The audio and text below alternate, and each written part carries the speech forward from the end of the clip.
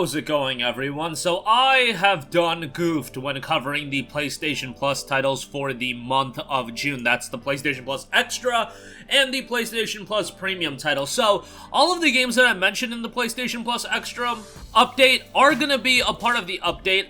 I was a fool and I didn't read on the PlayStation blog because usually the PlayStation blog sorts everything out in a similar way with every month's updates. This time, it was just laid out a little bit differently, and it even said outright that here are some of the games joining the PlayStation Plus game catalog, and I thought, hey, this is like a much smaller lineup than usual. Well, that's because this is only a fraction of all of the games that are going to be added. Now, I would say that probably the games I went over are the biggest games that are going to be added to the library, but there's a lot of notable titles that will be making their way on over into PlayStation Plus Extra. On top of that, we have the full PlayStation Plus Premium lineup, and we have some other updates on PlayStation Plus that I do want to go over. So, if you didn't watch the earlier video, Far Cry 6, TMNT Shredder's Revenge, Rogue Legacy 2, Inscription, Solstice, Tacoma, Deus Ex Mankind Divided, and Killing Floor 2, all of those games were outlined on the PlayStation blog to be arriving to PlayStation Plus Extra, and again, those are probably the biggest games that are being rotated into the service this month. However,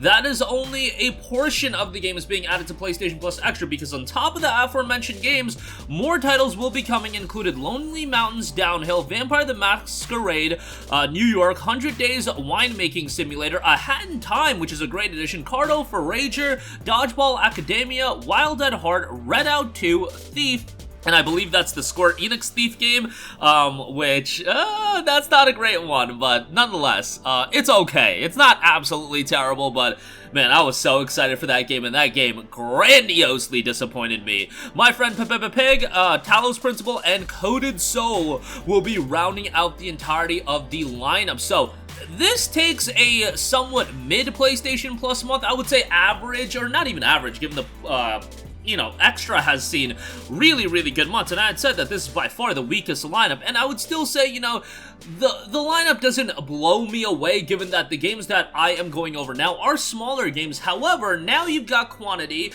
you've got a good level of quality in there with TMNT, Rogue Legacy 2, Inscription, Solstice is a relatively recent release. So overall, I gotta say that this is a really, really solid month, all things considered, for PlayStation Plus Extra. As far as the highlights, A Hat in Time is a nice addition. Far Cry 6, I mean, if you like Far Cry at this point, you probably already picked up the game with it being on sale so many times. Shredder's Revenge is a really nice addition, and that game is getting DLC later this year, I believe. Rogue Legacy 2 is a day one addition to Plus, so that isn't something that's being promoted enough. That is a day one edition and coming to Plus right away. I'll let you guys know when the game officially drops, so you can check that out, but I believe all the games will be rotating in on the same day of June 20th, and, Inscription, Solstice, Tacoma, Deus Ex Mankind Divided, definitely a good one even without Human Revolution, so a solid month, all things considered. And then, if you're a PlayStation Plus Premium subscriber, we had mentioned Killzone Liberation, but on top of that, a couple PS1 games, Worms and Herc's Adventure, which we mentioned a while ago, so at least we're getting some Plus Premium updates. For a while, Plus Premium was literally just like HD remasters were being added, but now you're getting a healthy stream of PSP and PS1 games. Look, there's a lot of titles that I think need to be added from a PS1 and PSP standpoint. If we can get some Dissidia Final Fantasy, that would be fantastic from a PSP standpoint.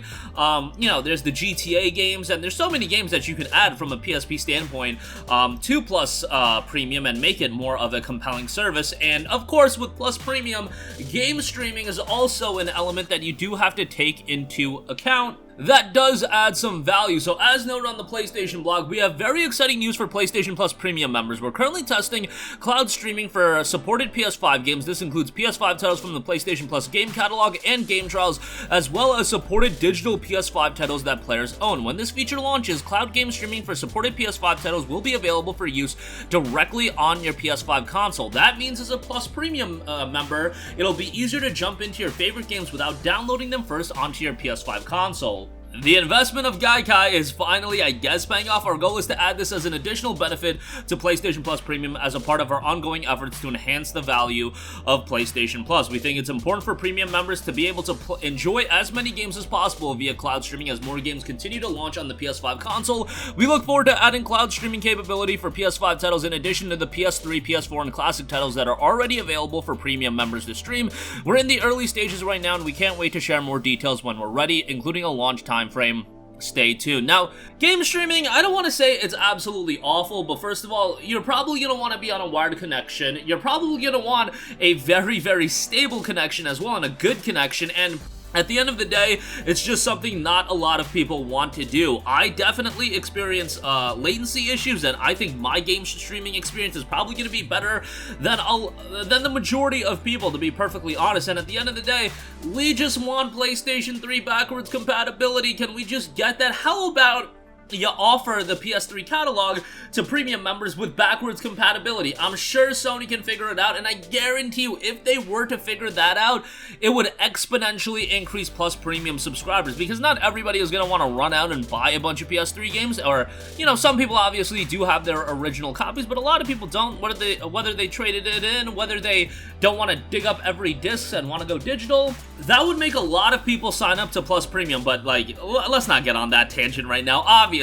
it would get a lot of people to sign up for Plus Premium. I should also note free avatars and wallpaper illustration for Plus members. To mark this occasion, all members will receive a voucher code to redeem custom avatars that commemorate some of the popular titles offered through PlayStation Plus.